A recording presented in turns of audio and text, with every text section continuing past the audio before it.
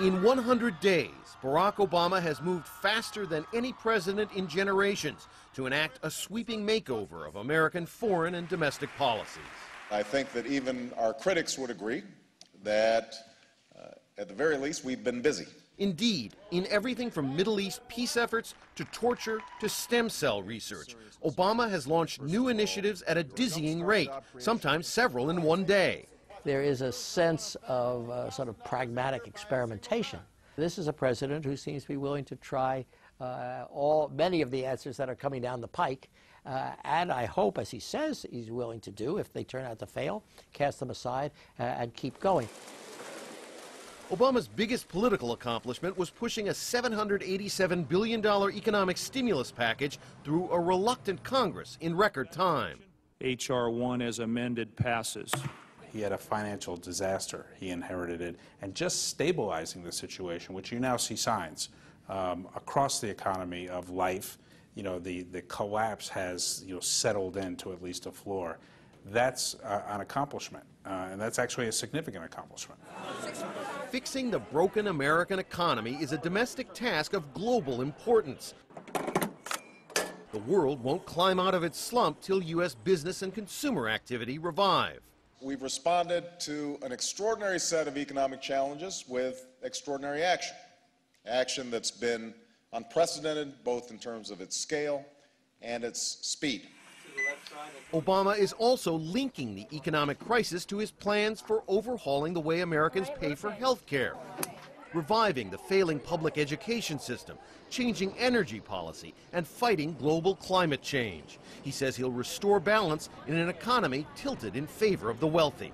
We have to realize that we cannot go back to the bubble and bust economy that led us to this point. So far, the economy is still hemorrhaging jobs, and many economists doubt whether Obama's public-private partnership to buy up big banks' toxic assets will work. As a manager, Obama has sometimes seemed amateurish, failing to check cabinet nominees for tax problems and other conflicts that's forced 3 of them to drop out. I think I screwed up, and I take responsibility for it. Opposition Republicans have relentlessly attacked Obama's domestic policies, saying he'll drive the country into impossible deficits and ridiculing his stance against torture and secrecy. He's making some choices that, in my mind, will in fact raise the risk to the American people of another attack. A fierce debate over torture and how far to go in holding former Bush administration officials accountable has emerged in recent weeks. That has created a growing political firestorm for Obama. But he still has wide public support. Polls show more Americans believe the country is headed in the right direction than at any time in the past 5 years.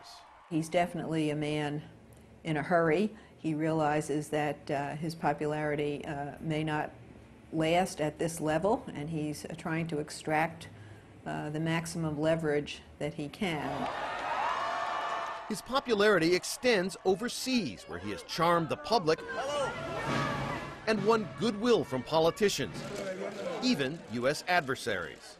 I came here to put forward our ideas, but I also came here to listen, not to lecture. Obama has begun changing President George Bush's policies on Guantanamo, Iran, Cuba, and Iraq. By August 31st, 2010, our combat mission in Iraq will end. Obama has sometimes seemed almost hyperactive, throwing policy proposals out by the bushel, crisscrossing the country and dominating the news cycle day after day. But he's also learning that difficult problems can't be solved with a smile and a handshake. These are still very tough decisions that have to be made around the world. It is a very dangerous place. Charm does not alone get you where you want to go, but I'll tell you, the Obama approach makes it much easier to succeed than the approach of the previous president. Perhaps Obama's most fateful decision is the military buildup in Afghanistan, where he's sending 21,000 new troops. It's a potential quagmire some are already calling Obama's war. If casualties in Afghanistan start to mount the way they did in Iraq, I think he'd be in real trouble, yeah. In his first 100 days, Obama has planted many seeds. The coming months and years will show which of them take root. Rob Reynolds, Al Jazeera at the White House.